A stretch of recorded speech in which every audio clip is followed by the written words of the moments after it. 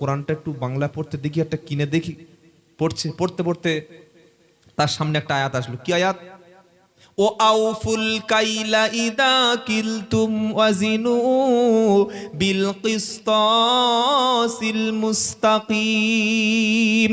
15 নম্বর পারা 4 নম্বর পৃষ্ঠা 5 নম্বর লাইন, সূরার নাম বনী ইসরাইল। আল্লাহ পাক বলছে ও আউফুল কাইলা ইদা কিলতুম ওয়াজিনু বিল কিসতাসিল মুস্তাকিম।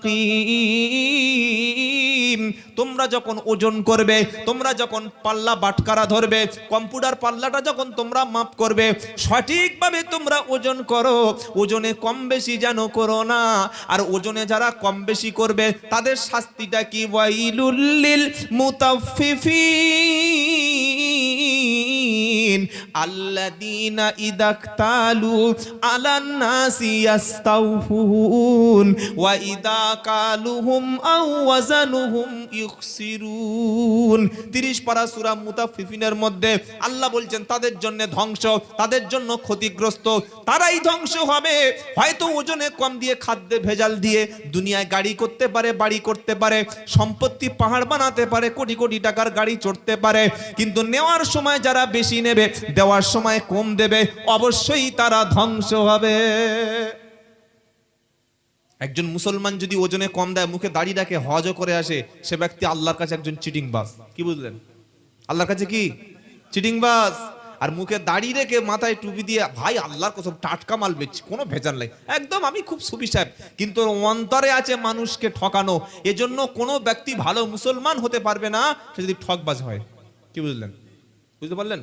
আল্লাহ নবী একটা হাদিস আছে জানেন, নবী বললেন মান গাসানা ফালাইসা মিন্না। যারা আমার উম্মতকে ধোঁকা দেয়, মানুষকে ঠকায়, যারা মানুষদেরকে ধোঁকা দেয়, ঠকায়, তারা কখনো আমার উম্মত হতে পারে না। কখনো ঠকবাজি করা মুসলমানের কোনো চরিত্র না। কথা মনে থাকবে ইনশাআল্লাহ। আল্লাহ নবী সাল্লাল্লাহু আলাইহি ওয়াসাল্লাম একদিন বাজারে গেলেন, গিয়ে রেড করলেন। কি করলেন? রেড বোঝেন? দেখি যে কাস্টমার ঠকছে কিনা, মানুষ প্রতারিত হচ্ছে কিনা, ওজনে কম দিচ্ছে কিনা।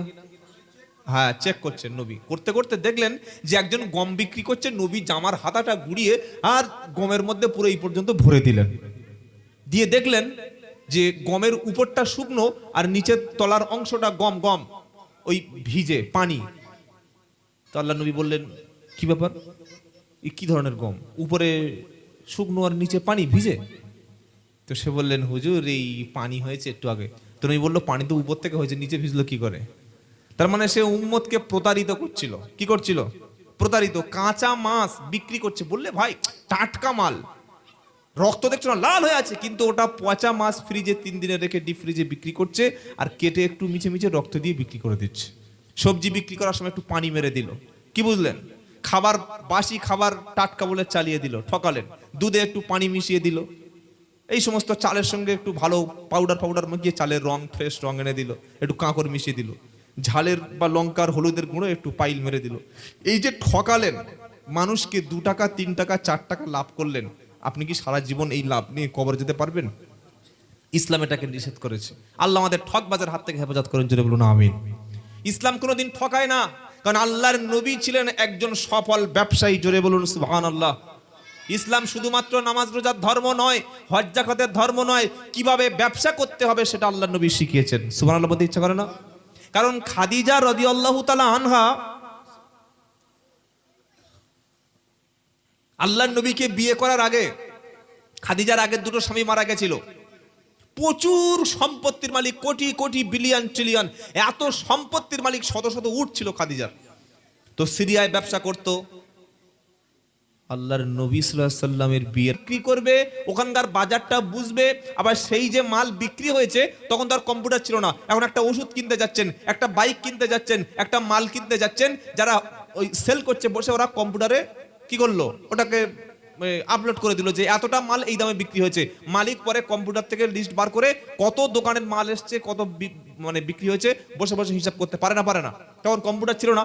খাদিজা বলল সেই লোক লাগবে যে লোক সিরিয়ায় মাল নিয়ে যাবে, সেখানে যদি সঠিকভাবে সততার সঙ্গে বেশি লাভ করে সঠিকভাবে হিসাবটা বুঝিয়ে দিতে পারে, আমি আমার মালের একটা মুনাফা অংশ তার জন্য বরাদ্দ করব, বলুন সুবহানাল্লাহ। তাকে বেতন দেব। খুঁজতে খুঁজতে সংবাদ পেয়ে গেল মক্কার জমিনে একটা আলামিন আছে।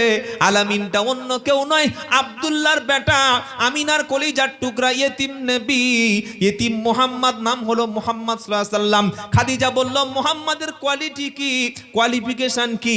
সবাই বলল, মুহাম্মদ একটা চরিত্র হলো তিনি বিশ্বাসী, জীবনে কোনো মানুষ তার কাছে গিয়ে ঠকে নাই। না সুবহানাল্লাহ এখন বলার দরকার নাই, সেই ডিসেম্বর মাসে একবার বলবেন, জোরে বলুন না সুবহানাল্লাহ। আম্মাজান খাদিজা বললেন, মুহাম্মাদের বাড়ি কোথায়? বললে ওই মক্কায় থাকে, বাপ নাই, মাও মারা গেছে, তো চাচা আবু তালেবের কাছে থাকে। আবু তালেবের সঙ্গে খাদিজা যোগাযোগ করে বলল, আমার ব্যবসার জন্য একটা লোক লাগবে, সিরিয়ায় যেতে হবে, তোমার মুহাম্মাদকে যদি আমার কাছে 1 মাসের জন্য, 1 বছর 6 মাসের জন্য পাঠিয়ে দাও। মাল নিয়ে সিরিয়ার বাজারে যাবে, সেখানে বিক্রি করবে, ব্যবসায় যদি বেশি লাভ দেখিয়ে আনতে পারে, আমি খাদিজা আমার মালের একটা লাভাংশ তার জন্য বরাদ্দ করে দেব। আমাদের যদি কোনো মুসলমানকে বলে, ভাই, বললে কি, বলে 4টে গরু আছে, বুঝলি? আপনাদের এখানে গরু হাট কোথায়? আশেপাশে গরু হাট নেই না? কৃষ্ণনগর। তো আমার 4টে গরু আছে ভাই, আমি গরিব মানুষ, মামা অসুস্থ লোক, তুই 4টে গরু নিয়ে কৃষ্ণনগরে যাবি, ওটা বিক্রি করে মোটামুটি যা লাভ হয় এনে আমার দিবি। আমরা যা মাল, কত টাকা ঝাড়ো বলুন তো? কথা বলে না? হ্যাঁ, মাল থাকবে? এই মাল থাকবে? বলবে বিড়ে গরু, এখন বাজার ভালো নেই, তারপরে বাংলাদেশে মাল যাচ্ছে না, বলবে না? বলবে না? এটা আমাদের চরিত্র গো। সে যুগে কম্পিউটার ছিল না, নবী ইসলাম লিখতে পড়তে পারতেন না, লিখতেও জানতেন না। খাদিজা বললেন, এই এরকম একটা ছেলে, বললে হ্যাঁ, বলে তার কোয়ালিফিকেশন, কোয়ান্টিটি, কোয়ালিটিটা কি? বললে আরে সবচাইতে বড় কোয়ালিটি হলো তিনি জীবনে কখনো মিথ্যা কথা বলেননি আর বলেন না, বলুন সুবহানাল্লাহ। তার মানে যা লাভ হয়েছে তাই দেবে, কি বুঝলেন? তিনি খাওয়ার মতো লোক নাকি? না। তো বললে এই লোকের দরকার, এরকম একজন ব্যক্তির দরকার। তখন তো খাদিজা চেনেন না যে ইনি আমার স্বামী হবে, আর ইনি মুহাম্মদ রাসূল হবেন, জোরে বলুন না সুবহানাল্লাহ। এবার নবীজি সব বিভিন্ন রকম গাড়ি, উটের গাড়ি সাজিয়ে দিয়েছে, মাল লোড হচ্ছে, মাল লোড হচ্ছে, লোড হচ্ছে, হতে হতে একদম সন্ধ্যা হয়ে গেল।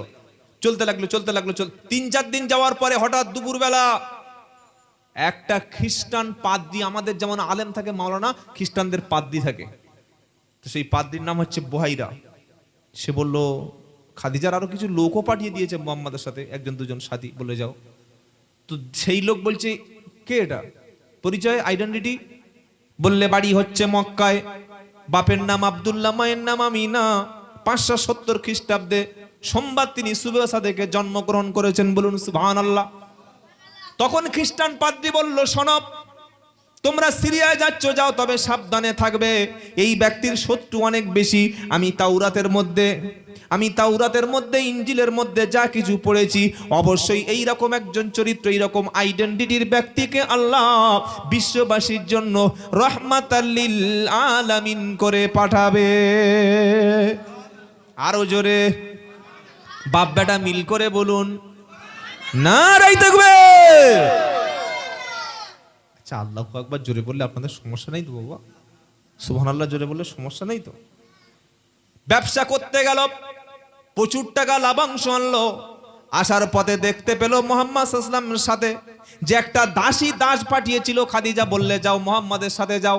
আসার সময় দেখলো অনেক কিছু ঘটনা ঘটলো। খাদিজার কাছে এসে আগে যত লোককে পাঠিয়েছিলেন খাদিজা রাদিয়াল্লাহু আনহা, সবচাইতে মুহাম্মদ সাল্লাল্লাহু আলাইহি ওয়াসাল্লাম এবারে এসে ডবলের ডবল লাভাংশ বুঝিয়ে দিয়েছে। খাদিজা বলল, এত লাভ সিরিয়ার বাজারে? বললে হ্যাঁ। বললে আগে তাহলে লাভ হয়নি? বললে আগে মাল ছেড়ে দিয়েছে। কি করেছে? আগে ছেড়ে দিয়েছে। কিন্তু মুহাম্মদ সাল্লাল্লাহু আলাইহি ওয়াসাল্লাম বলেন না, তিনি তো মিথ্যা কথা বলবেই না, তিনি কি করে করবেন? তো খাদিজা খুশি হয়ে একটা অংশ মুহাম্মদ সাল্লাল্লাহু আলাইহি ওয়াসাল্লামকে দিলেন, বলুন সুবহানাল্লাহ। নবী চলে গেলেন, খাদিজার বাড়ি থেকে ডিউটি শেষ, চলে গেল, কন্ট্রাকচুয়াল সিস্টেম ছিল। এবার আল্লাহ নবী সাল্লাল্লাহু আলাইহি ওয়াসাল্লাম যখন চলে গেলেন, খাদিজার যে ওই চাকর বা দাস ছিল, সে বলল, শোনো, তুমি তো ব্যবসার লাভটা দেখলে, কিন্তু আরো কিছু ঘটেছে। বললে কি, মালপাল সরিয়ে নিয়েছে নাকি?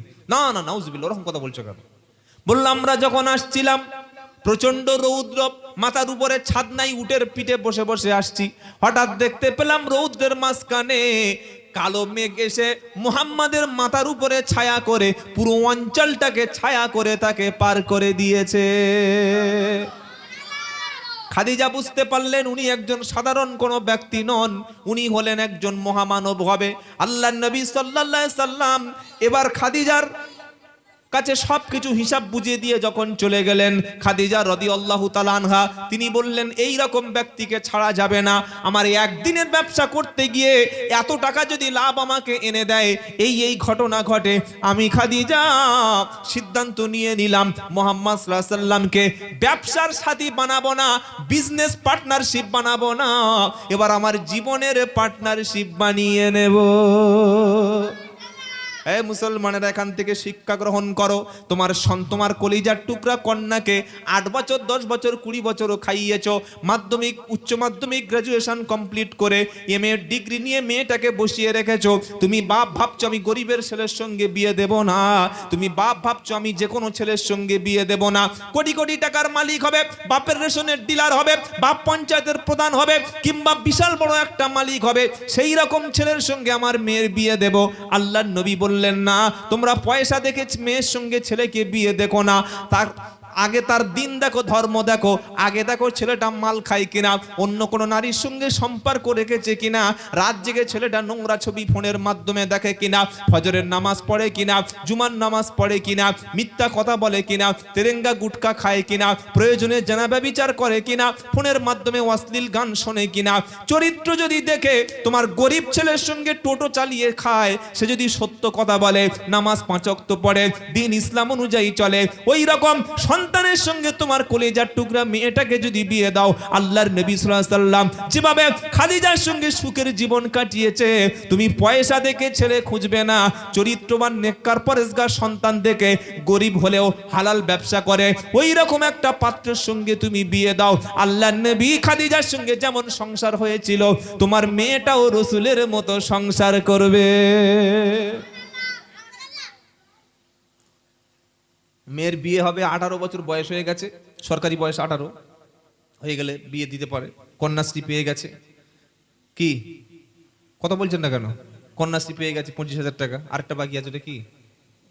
হ্যাঁ, রূপশ্রী। বিয়ের পরে ফর্ম ফিল আপ, রূপশ্রী। ঘটক বোঝেন তো আপনাদের ভাই কি বলে?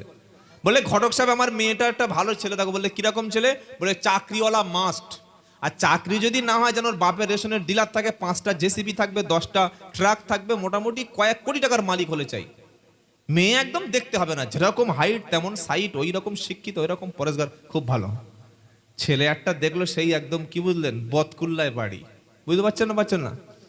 হ্যাঁ, বাপের প্রচন্ড পয়সা। বলছে একটা বাপের একটা ছেলে, তো লোকের একটা বাপ মানে তো দুটো বাপের একটা ছেলে হয় নাকি? কি বলছে একটা বাপের একটা ছেলে, সব কথাবার্তা হয়ে গেল। ছেলেটা কি বলে, ব্যাংকে চাকরি করে। ও সর্বনাশ, তো বিশাল মাল। ব্যাংকে চাকরি করে মানে মাসে 50-60 হাজার টাকা তো মিনিমাম, তারপরে আরো বিভিন্ন এইসব যে ইনকামগুলো আছে সব করে, বোনাস টোনাস আছে। আগে খবর নাও, রেজিস্ট্রি হয়ে গেল। বিয়ের আগে রেজিস্ট্রি, কি বুঝলেন? বিয়ের আগে কি রেজিস্ট্রি, কলেমা নাই, সাক্ষী নাই, উকিল নাই, লিখে ছেড়ে দিলে, দিয়ে ছেলে মেয়ে ঘুরতে যাচ্ছে, ফোন করছে, সব চলছে, কি বুঝলেন? কুরবানির আগে 5 আর মাংস ছাড়া খাওয়া শুরু করে দিয়েছে। কিছু বুঝতে পেরেছেন না? পারেন না, এই সমাজে চলছে এখন। বিয়ের আগে বললে রেজিস্ট্রি করে রাখ, বললে কবে সামাজিক হয়, বলে 2 বছর পরে। এর ভিতরে ঘুরতে গেল, দেখা করতে গেল, সব জায়েজ হয়ে গেল, নাউজুবিল্লাহি মিন যালিক। এইবার ছেলেটা বিয়ের পরে 1 বছর 2 বছর মোটামুটি ঠিকঠাক চলেছে। তারপরে মেয়েটা একদিন শুনতে পেলো ছেলেটা দীঘায় বেড়াতে গিয়ে মাল খেয়ে ওই ব্যাংকের যেহেতু ম্যানেজারের সঙ্গে ব্যাংকের আরো স্টাফরা অনেক 2-3টে লেডি থাকে, কি বুঝলেন, নারী মহিলারা থাকে, তাদের সঙ্গে গিয়ে নিয়ে একটু এনজয় করেছে। তো মেয়েটা বুঝতে পারলো কি করে, ও এখন ছেলেটা ফিরে এসছে মালটাল খেয়ে মোটামুটি রাত্রে ফ্ল্যাট হয়ে ঘুমাচ্ছিল, আর বউকে বলেছে ফোনটা একটু চার্জে দিয়ে দে। বউ ফোনটা চার্জে দিয়ে বলে, দেখি আমার স্বামী তো দীঘায় গেছে, তো কি সুন্দর সুন্দর দীঘার সমুদ্র সৈকতের ছবিগুলো একবার দেখি। ওরে সর্বনাশ, ছবির সঙ্গে সঙ্গে নীলপরিও ধরা পড়েছে। জলপরি মানে বুঝতে পারছেন তো, মানে ওই যে ব্যাংকের আরো বিভিন্ন রকম কলিগ যারা ছিল, যারা স্টাফ ছিল, 3-4টে এরকম হট নারী, তারা ওই স্বামীর সঙ্গে ছবি তুলে একদম মানে যা করার তাই করে দিয়েছে। মেয়েটা মাথায় হাত, তখন দোয়া ইউনুস পড়ছে। ওই সময় দোয়া ইউনুস পড়লে কাজ হবে। বাপের বাড়ি ফোন করে বলছে, বাবা তুমি গাড়ি পাঠাও। বললে রাত 10টার সময় গাড়ি এখনই পাঠাও। বলে কোনো অসুস্থ নাকি, কোনো ডেলিভারি? নো, তুমি পাঠাতে বলছি পাঠাও, বাড়িতে গিয়ে বলছে আমি আর স্বামীর সংসার করব না। বললে কেন? বলছে এক মালখোর দুই চেনাখোর। কটা কটা কটা কটা ডিগ্রি পাওয়া গেল? এক মালখোর দুই চেনাখোর। বলেন সংসার হবে? যদি বা চেপে চুপে পাঠানো হয়, কোনো মিউচুয়াল আন্ডারস্ট্যান্ডিং করে নেয়, প্রধানকে দিয়ে এমএলএ এমপিকে দিয়ে ম্যানেজ করিয়ে নেয়, ওই মেয়েটার মনের মধ্যে সারা জীবন সন্দেহ থাকবে না? থাকবে না? এই যে একবার মাল খেয়েছে, এই একবার খেয়েছে মানে আরো 10 বার খেতে পারে। মালখোর যদি জামাই হয় তার চাইতে বড় সৌভাগ্য আর পৃথিবীতে কারো নাই, তাই তো? নাউজুবিল্লাহ মিন যালিক। এই জন্য আল্লাহর নবী বলেছে তোমরা চরিত্রবান দেখে বিয়ে করো। বলুন সুবহানাল্লাহ। আর মেয়েদের কি বললেন? ছেলেদেরকে কি বললেন? চকচকে দেখবে, ব্যাস স্ত্রী নিয়ে চলে আসবে, তাই তো? হাদিস বুখারী মুসলিম। নবী বললেন তুনকাহুল মারআতু লিআরবাইন ওয়ালি মালিহা ওয়ালি হাসাবিহা ওয়ালি জামালিহা ওয়ালি দীনিহা ফাজবার বিজাতিদ দ্বীন, মুত্তাফাকুন আলাইহি।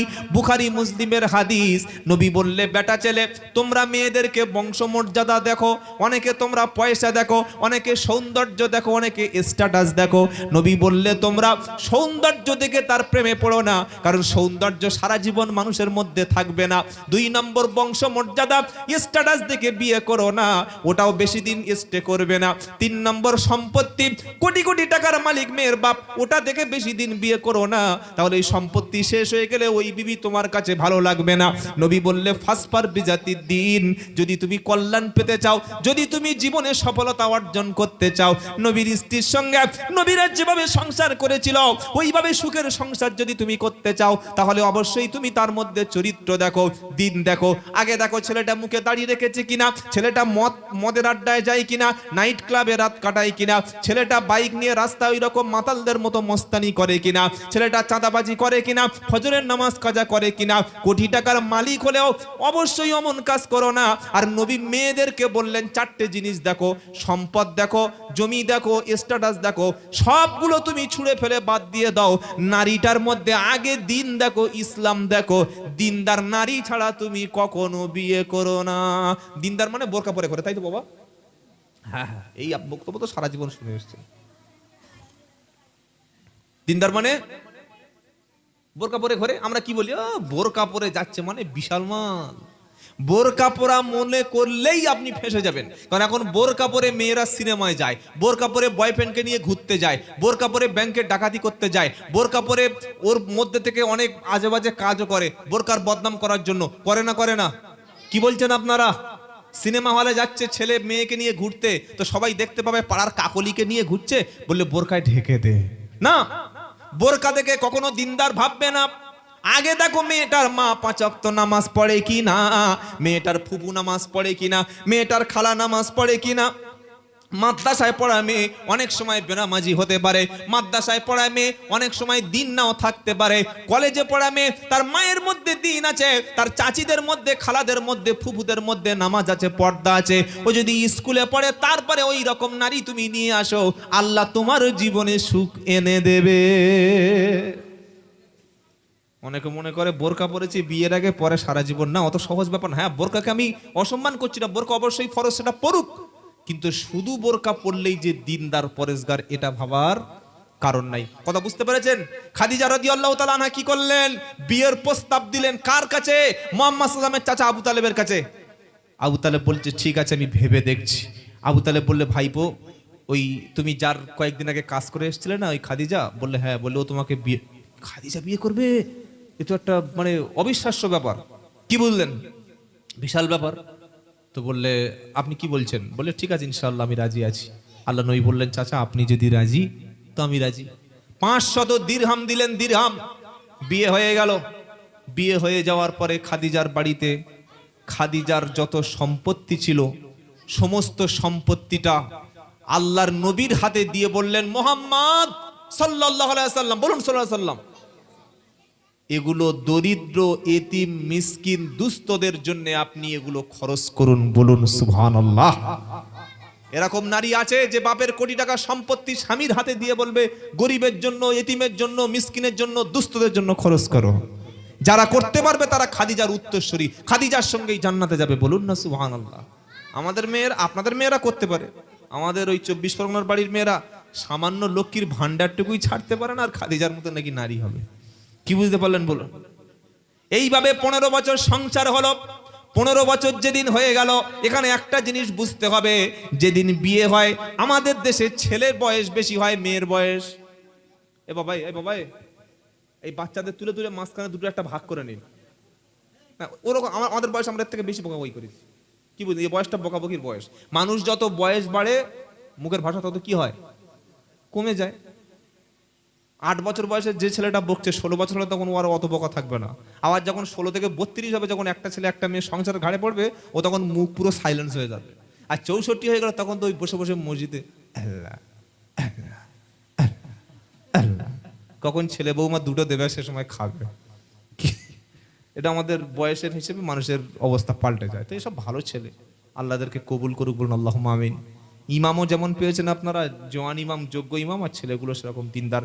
প্রত্যেকটা বাড়িতে আমি আব্দুল্লাহ জুবায়ের বলছি, শোনো, এই জলসাটা যদি নাও হয়, বন্ধ হয়ে গেলে কোনো পাপ হবে না, কিন্তু আপনার ছেলেকে যদি মক্তবে কোরআন শিক্ষা, দ্বীন ইসলাম শিক্ষা না দেন, ওই ছেলে মাতাল হলে, মতকর হলে, সমাজ বিরোধী হলে, দেশ বিরোধী হলে, ছেলেটা যদি অসভ্য সন্ত্রাসী তৈরি হয়ে যায়, সমাজ বিরোধী হয়ে যায়, এর জন্য দায়ী কিন্তু কিয়ামতের দিন আল্লাহ আপনাকে করবে। এজন্য ইসলাম বলছে প্রথম শিক্ষাটা তুমি দেবে কোরআনের শিক্ষা, প্রথম শিক্ষাটা দেবে দ্বীন ইসলামের শিক্ষা। মুহাম্মাদের চরিত্র, রসুলের চরিত্র তোমার সন্তানের মধ্যে যদি থাকে, ওই ছেলে রসুলের আখলাক তার মধ্যে চলে আসবে, বলুন সুবহানাল্লাহ। ছেলেদের মাদ্রাসা মক্তবে পড়াবেন, পড়াবেন ইনশাআল্লাহ, তবে খবরদার পয়সাটা সাথে দেবেন না, এটা সম্পূর্ণ ফ্রিতে, তাই তো নাকি? ইংলিশ পড়বে 700 টাকা, ম্যাথমেটিক্স পড়বে 500 টাকা, সায়েন্স পড়বে 600 টাকা, কি বুঝলেন? জিওগ্রাফি পড়বে 300 টাকা, বাংলা পড়বে 500 টাকা, আর আরবিটা বিনামূল্যে দিন দুনিয়া শান্তি ও মঙ্গল, তাই তো বাবা নাকি? এটা কোরআনের সঙ্গে আমরা ঠাট্টা করি, বিদ্রুপ করি, ইয়ারকি মারি। আল্লাহ যেন আমাদের প্রত্যেকটা সন্তানকে কোরআন শিক্ষার তৌফিক দেন, বলুন আমিন। আমাদের সমাজে ছেলের বিয়ে হয়, ছেলের বয়স বেশি, মেয়ের বয়স কম, কিন্তু নবীজি বিয়ে করলেন, নবীর বয়স 25+, খাদিজার বয়স 14+, 40। আমাদের কোনো ছেলে এরকম আছে 40 বছর মেয়ে বিয়ে করবে? কি বুঝলেন বলেন? বিয়ের আগে খাদিজার দুটো স্বামী মারা গেছে। মুহাম্মদ সাল্লাল্লাহু আলাইহি ওয়াসাল্লাম ছিলেন 3 নম্বর স্বামী, আর খাদিজা রাদিয়াল্লাহু তাআলা আনহার ছিল 4টে সন্তান। জোরে বলেন কটা? জোরে বলেন। অনেকে বলে মুহাম্মদ সাল্লাল্লাহু আলাইহি ওয়াসাল্লামকে খুব ভালোবাসি, মধু খাওয়ার সময় ভালোবাসি, মেসওয়াকের সময় ভালোবাসি, মাথায় টুপি নবী পরেছে আমি ভালোবাসি, মুখে দাড়ির সময় ভালোবাসি, মিলাদের সময় ইয়া রাসূলুল্লাহ মনটা যেন মদিনায় পড়ে যায়, নামাজের সময় ভালোবাসি, দরুদ শরীফের সময় ভালোবাসি, পাঞ্জাবির সময় ভালোবাসি, পাকড়ির সময় ভালোবাসি, কিন্তু বিধবা মেয়ে কোনো কেউ কাউকে বিয়ে করতে চাই না, গরিবের মেয়ে বিয়ে করতে চাই না, অসহায় মেয়েকে বিয়ে করতে চাই না। ওরে যে নবীর অনুসরণ তুমি করে চলছো, 25 বছর পর্যন্ত নবী বিয়ে করে নাই। নবীর প্রথম স্ত্রী ছিল খাদিজা, নবীর বয়স ছিল 25। সে সময় আরবের আবু জাহেল সমস্ত কাফেরের লিডাররা, তারা সমস্ত নারীদের প্রস্তাব করেছিল নবীর নবুয়তের পরে। আল্লাহ নবীর সুযোগ থাকা সত্ত্বেও ইচ্ছা করলে সবচাইতে সুন্দর পুরুষটা, যাকে আল্লাহ পৃথিবীর জমিনে চাঁদের চাইতে বেশি জ্যোতি দান করেছিলেন, জোরে বলুন সুবহানাল্লাহ। একজন সাহাবা বলছেন, আমার বাড়িতে নবীকে দাওয়াত করা হলো, নবী সেদিন একটা সুন্দর পাঞ্জাবি পরে আমার বাড়িতে আসলো, খাওয়া দাওয়া হয়ে গেল, আল্লাহর নবী বিদায় হচ্ছে, আমার মা একবার চাঁদের দিকে তাকাচ্ছে, একবার বিশ্ব নবীর দিকে তাকাচ্ছে। হযরতে আনাস বলছে, আমি বললাম মা নবীর দিকে একবার তুমি তাকাও, আর একবার চাঁদের দিকে তাকাও, ব্যাখ্যাটা বুঝতে পারলাম না। আনাসের মা বলছে, বেটারে আমি চাঁদের দিকে কয়েকবার তাকালাম, মুহাম্মদ সাল্লাল্লাহু আলাইহি ওয়াসাল্লামের দিকে তাকালাম, চাঁদের দিকে আর মুহাম্মদ সাল্লাল্লাহু আলাইহি ওয়াসাল্লামের দিকে তাকিয়ে আমি কম্পেয়ার করলাম, চাঁদের মধ্যে অসংখ্য গর্ত আছে, চাঁদের মধ্যে পাহাড় আছে, এজন্য দূর থেকে চাঁদটা কালো কালো, ভিতরে দাগ দেখা যায়, চাঁদের মধ্যে দাগ আছে রে। মুহাম্মদ সাল্লাল্লাহু আলাইহি ওয়াসাল্লামের চেহারায় ফেসে কোনো একটা দাগ পড়ে নাই, ধরা পড়ে নাই, চাঁদের চাইতে বেশি সুন্দর বিশ্ব নবী।